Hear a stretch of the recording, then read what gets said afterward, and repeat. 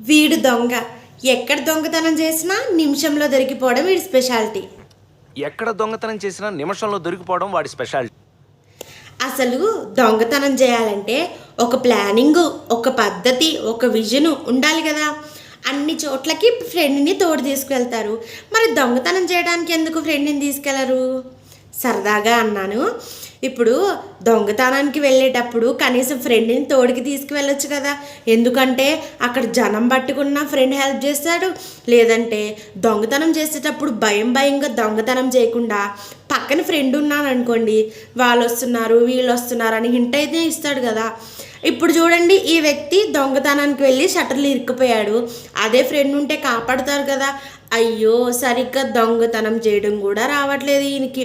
దొంగతనం చేయడానికి వెళ్ళాడంట మెడికల్ షాప్లో. దొంగతనం చేసి రిటర్న్ వస్తున్నాడు. రిటర్న్ వస్తుంటే షట్టర్లో ఇరుక్కుపోయాడు. పాపం నైట్ అంతా అట్లనే ఊపిరాడక షట్టర్లో విలువెల్లి ఆడిపోయాడంట. పొద్దున్న షాప్ ఓనరు 10ంటికి షాప్ ఓపెన్ చేయడానికి వచ్చాడు. అందులో షట్టర్లు ఇరుక్కుపోతే పాపం కాపాడాడంట.